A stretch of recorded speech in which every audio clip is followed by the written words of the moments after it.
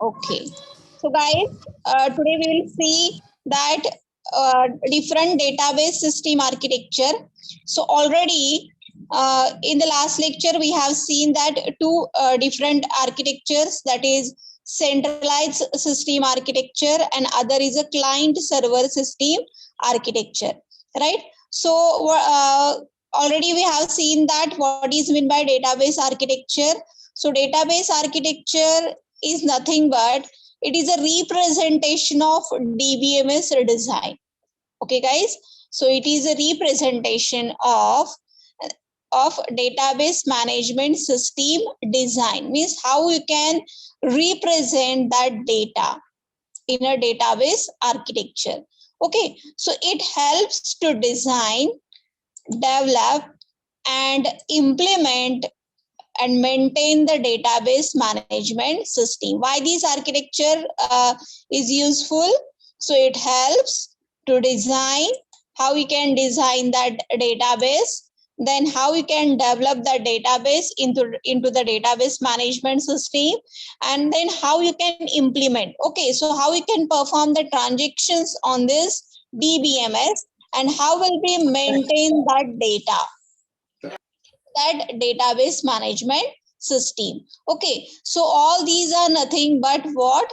Database architecture. So all of you are getting this? It's clear? Yes, guys, give me a reply.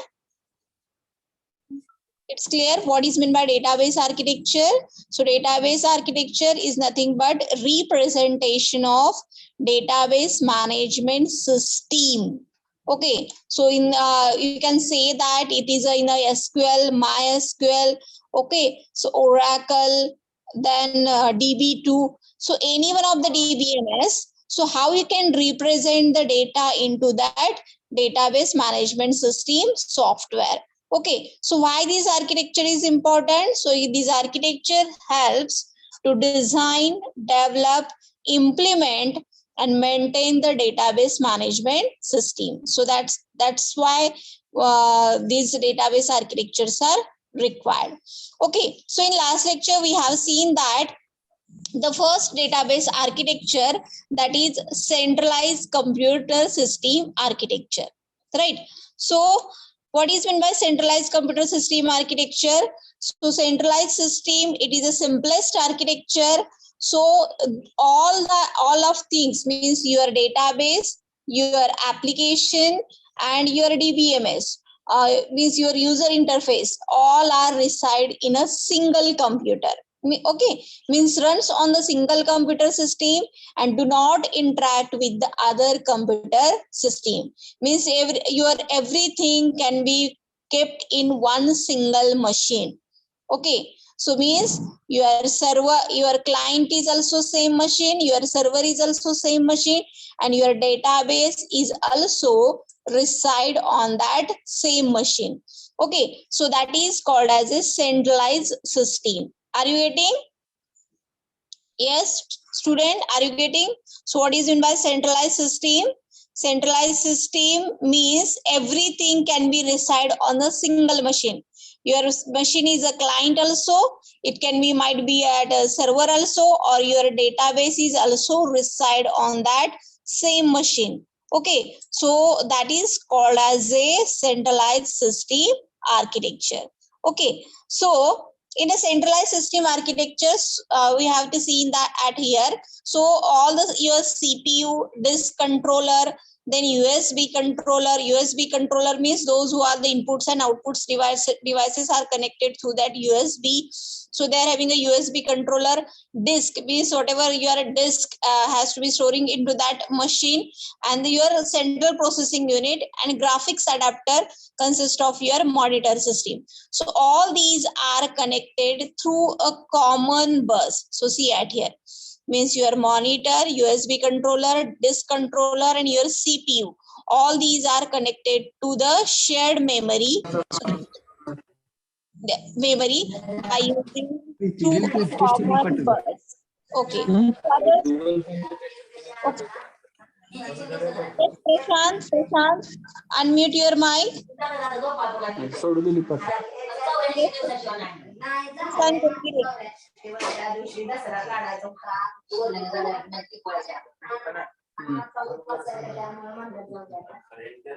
Hey, Prashant, please unmute your mic.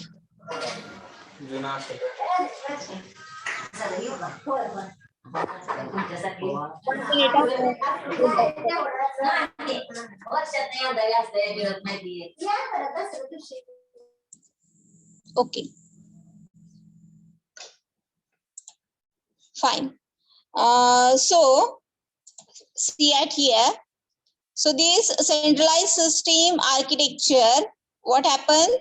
So your client, server, and database, all the things can be reside on the same machine, right? And whatever the disk, whatever the input output devices are connected to that machine, so they can share the memory by all these memory can be shared by using this is a common bus. Okay, so this is a centralized system architecture. So already we have seen in the next previous lecture. Then we are going to moving to the second type of architecture, that is client server architecture. Okay, so you all familiar with that client server architecture. So client server architecture is a computing model in which the server host, deliver and manage most of the resource and services to consumed by the client. Okay, so you all has to be know that what is meant by client, what is meant by server. Okay, and how is one tier, two tier and three tier architecture of the server, right? So client server architecture, this client server architecture was developed to deal with large number of personal computers, file servers, printer servers, and all the clients. All these are connected via network. So see at here, this type of architecture has one or more client. Okay, it consists of one or more client computers. Okay, and one of the client can be designated as a printer server, file server. You can say that workstation. Okay, so what is the main goal of that? They can define a specific server with specific functionality. Okay, for example, if any one of the machine can be designated as a file server, the file server machine having responsibility to maintaining the files of client machine. Okay, so that is the responsibility of that file server. If any one of the machine can be designated as a printer server, okay, so this machine can connect to the various printer and all the print request is forwarded to that machine, right? So this is the overall architecture of that client server architecture. So server system satisfies the request generated at M client system. Okay, means in that network, whatever the client machines has to be connected, so client can be sending the request to the server and server can process that request and send the appropriate result back to the client side. Okay, so server system satisfies request generated at the M client system, means whatever the client systems are connected through network to server. So client machine sending a request to the server and then server can be send back a result to the client system. So the standard, so all of you have to know that how we can communicate with that server, DBMS. So here we are going to use the ODBC and JDBC can be used to interface client with the server. Okay, when the client can be sending a request about any data, so how they can communicate with each other? The interface means client, whatever the request can be sending to the server. So the interface is ODBC. ODBC means Open Database Connectivity. So if you are using a Java platform, then JDBC connectivity is used. So this is an interface between client and server. So whatever the request is sending to the server side, so these can be go through that ODBC. Okay, and the server can send the result back to the client side by using this ODBC. So these are the interfaces used for communication purpose, client to server. So see at here in this diagram. So the middle is there having a server and all clients are connected with there. So when client can be sending a request to the server side, okay, about any data, so server can process that request and again send back result to the client side. But how that communication happen? By using this interface. So interface can be done by using ODBC, Open Database Connectivity, and all the clients are connected to the server via network or internet. You can say that these are connected through network. So this is a client server architecture. So see at here, in the client server system, the functionality, database functionality can be divided into two parts. So that is backend and front end. Okay, so backend manage the access structure, query evaluation, meaning backend side. Okay, backend consists of your SQL engine. Right. So that SQL engine can manage the query evaluation and query optimizations, and also they're having the concurrency control and recovery. So all that things can be happen in the backend side, and in the front end side consists of the tools which will be sending that, such as forms, reports, writers, graphical user interface facility. Right. So by using that graphical user interface facility, you can write the SQL query from the front end side, and this query can be sending to the back end by through and these are executed by the SQL engine, right?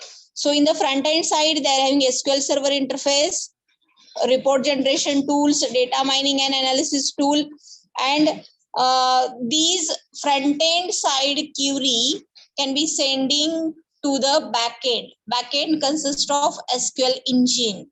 Okay, so that SQL engine having the responsibility is that whatever the query can be sending, fetching from the front end side, so this query can be processed, query evaluation, query optimization, concurrency control, recovery, and after that they can sending a result back to the front end side. Okay, so this is overall this database functionality can be divided into two parts in a client server architecture. Okay, so that's it about all that things can be seen in the last lecture. Today we will see the server system architecture. Okay, so server system architecture can broadly categorize into two kinds. Okay, so in today's class, we will see the server system architecture. Okay, so the server system architecture can broadly categorize into two kinds, that is transaction server and another is a data server.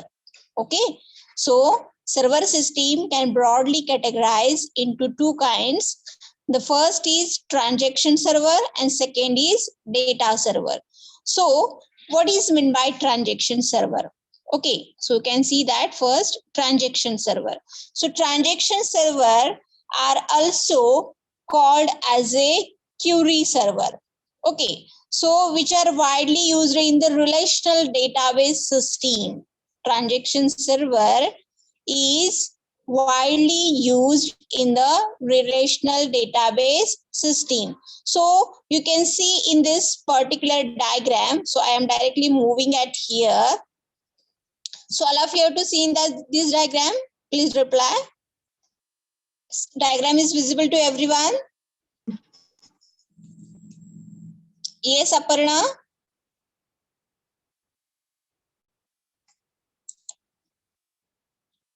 Aparna, am I audible? Are you hear me? Are you there? Yes? Sonia?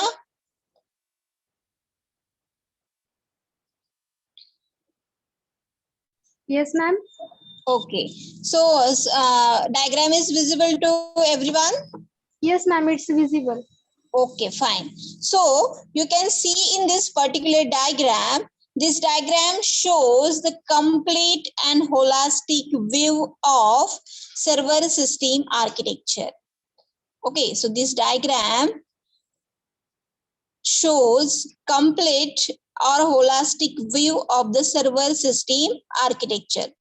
So you can see in this diagram top part. So see at here, this is a top part of this diagram. So the this top part consists of user processes.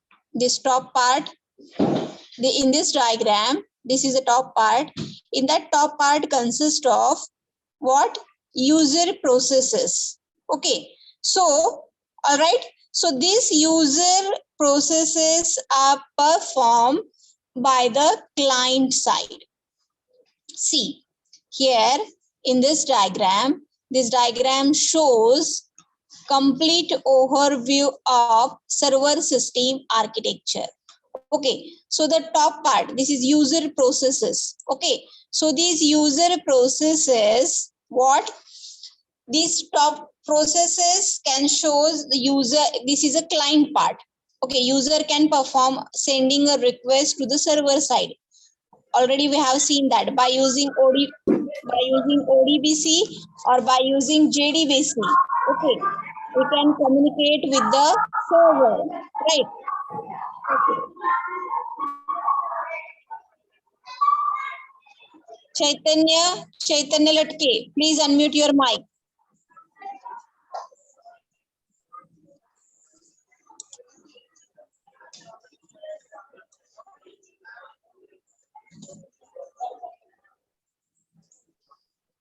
Okay, fine. So see at here.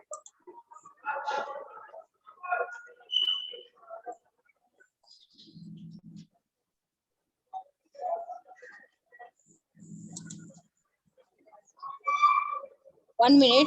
Chaitanya, are you there? Please unmute your mic. Okay, done. Anyway, anything. I am removed to Chaitanya.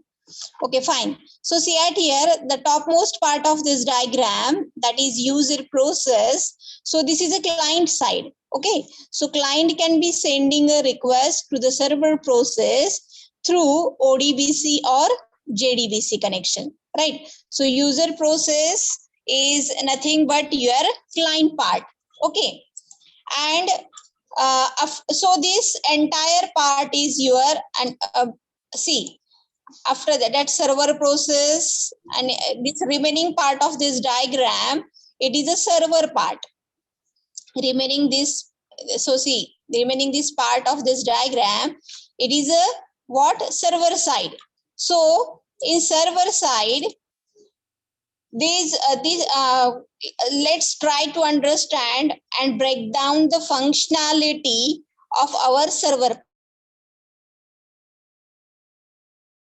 This remaining part of this diagram, it is server side. Okay, so understand and break down the function. So essentially what happened, it's your client is communicate with the server, your client is communicate with the server using some kind of connection, that is ODBC or JDBC. And in your server part consists of different kind of processes. See, essentially what happened, your client is communicate with the server using some kind of connection, that is ODBC or JDBC, right? But in your server side, so see at here, this is a server part. So server part consists of different kind of processes. Okay, and these processes are connected with the shared memory. See, so in this box,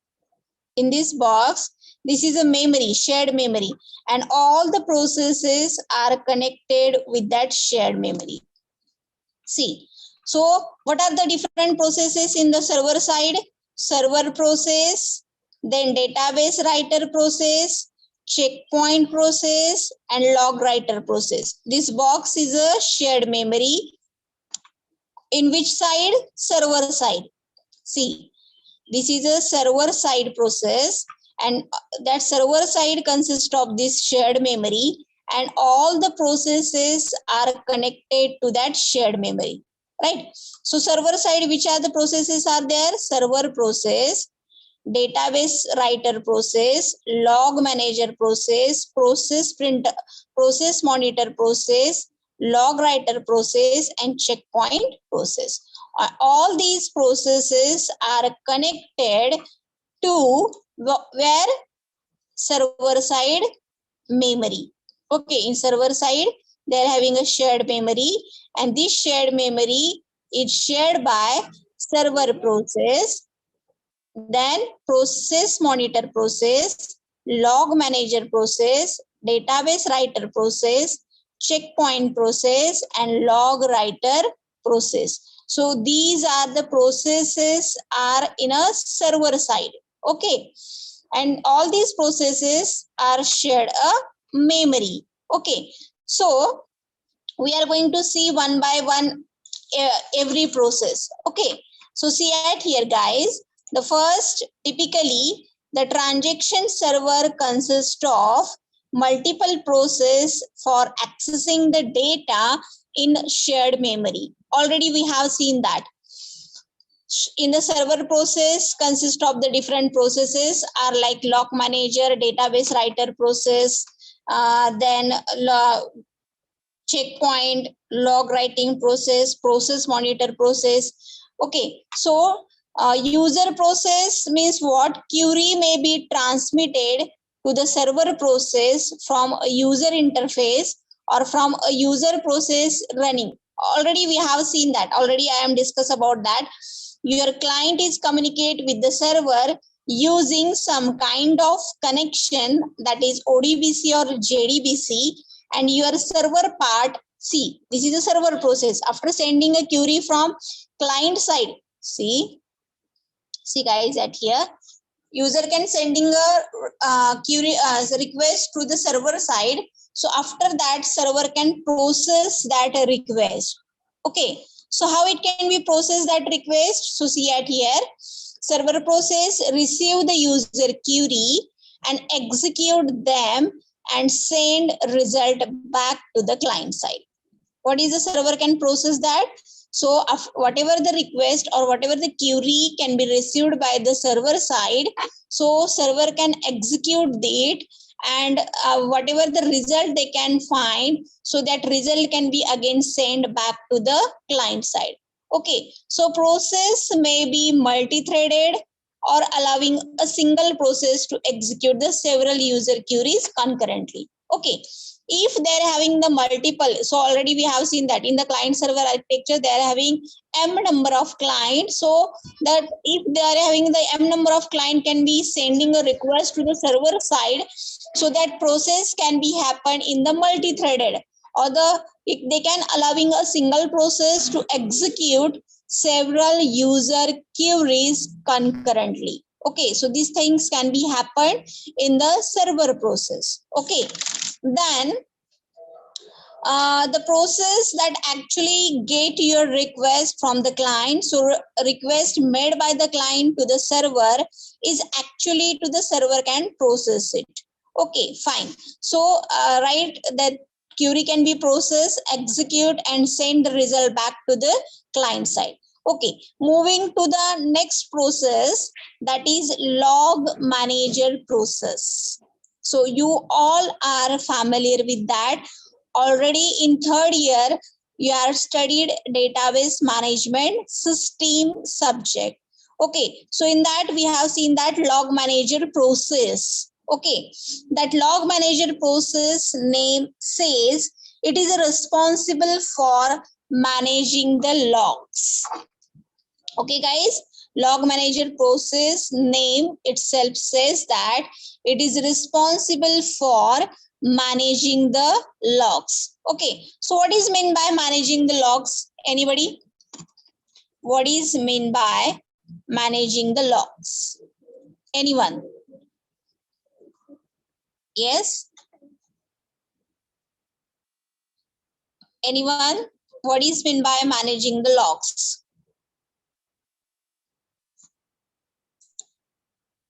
So are you getting whatever I am saying? Yes, students?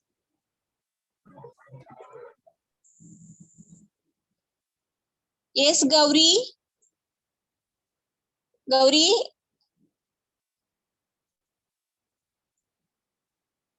Are you there? Okay, Gauri Kulkarni is there. Okay. So I am asking about what is meant by managing the logs. Okay. So essentially, when you have a database system, your particular database system depends on access done by a particular client. Okay. So access can be done by a particular client. Right needs to be authenticated. Right. So this aspect of database security, right? Why we are going to provide the logs? So this is aspect of database security by making use of access control when you grant the logs, right? When you grant the logs. Okay, it includes log grant, log release, and deadlock detection. So release the lock, etc. So security, later will we talk more about that security and lock manager.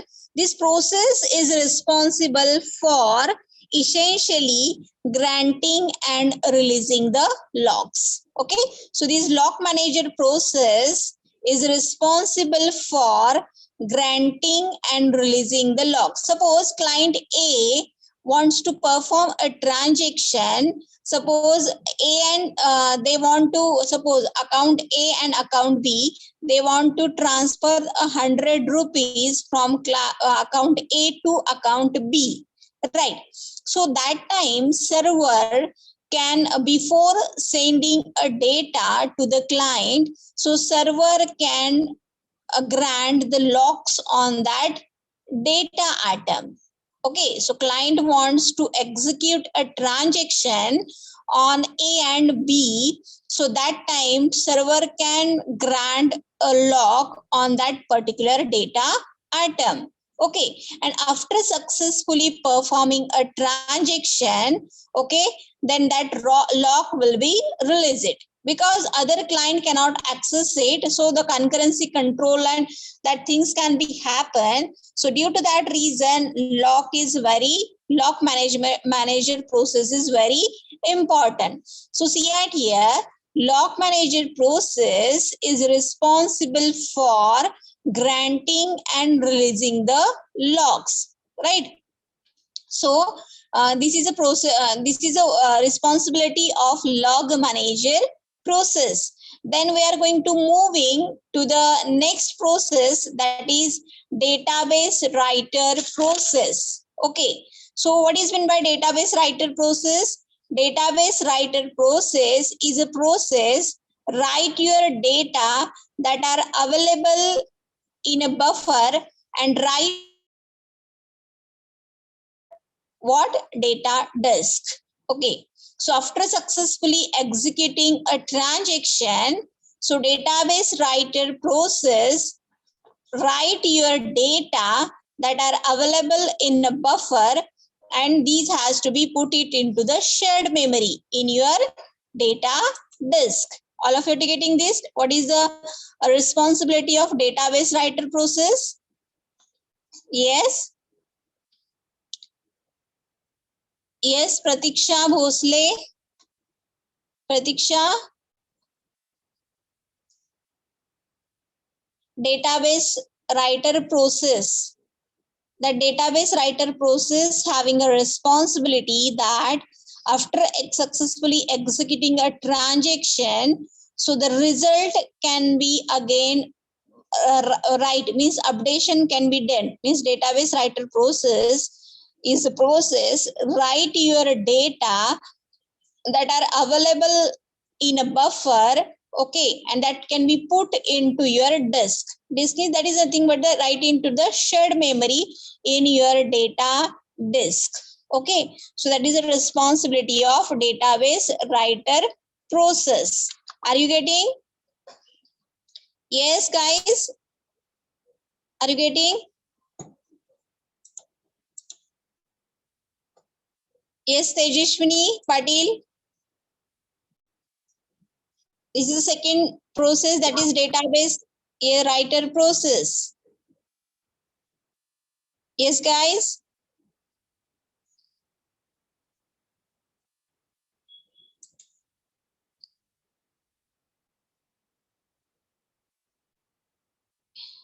Geeta. Yes, Geeta. Roll number 43. Geeta, are you Yes, there? ma'am. Yes, Yeah. ma'am.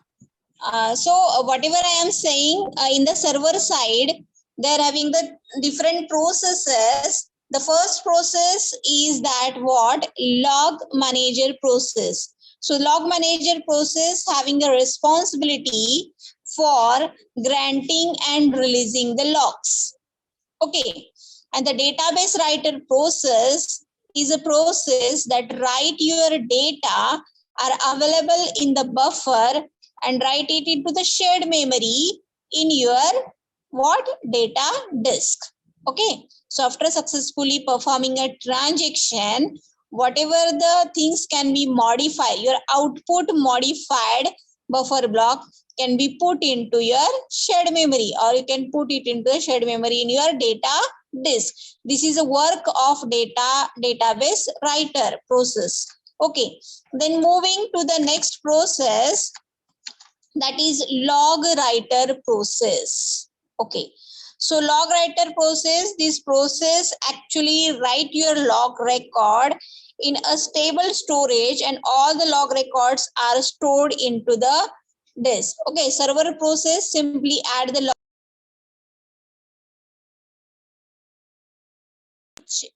Okay. Log writer process output log record to stable storage. So this is about server side process. All these processes are connected to the shared memory, and they can logs, means server processes are simply add that log record to the log record buffer. This is the responsibility of log writer process. Then moving to the checkpoint process. Okay. So checkpoint process perform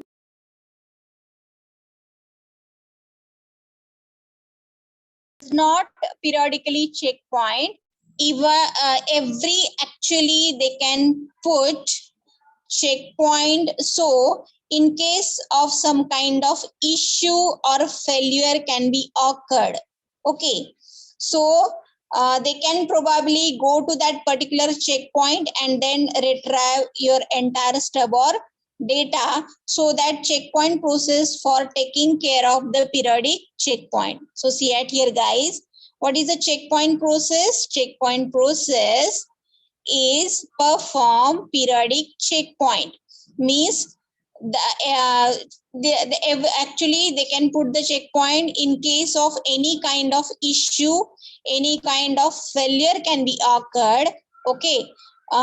During performing a transaction, so that they can probably go to that particular checkpoint and then restore that entire stuff or data, so that checkpoint process for taking care about the periodic checkpoint. Okay, whether that particular transaction is executed successfully, it is aborted, or anything deadlock can be occurred. Okay, so every time they can checkpoint, they can put some checkpoint and check the what you can say that check whether that transaction can be goes on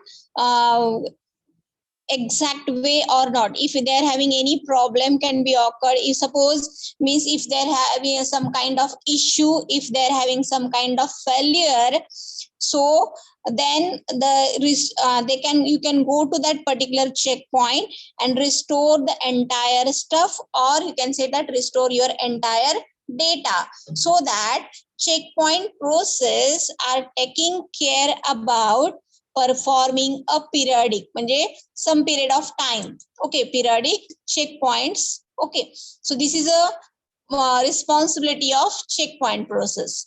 Then moving to the next point, next process, that is process monitor process. See, process monitor process means monitor other processes. Okay, other processes which are checkpoint process, log writer process, then database writer process, server process. You can that process monitor process having a responsibility of monitor other processes and take the recovery action if okay. in a server side, see at here. See in this diagram, in the server side, they are having the different processes. Server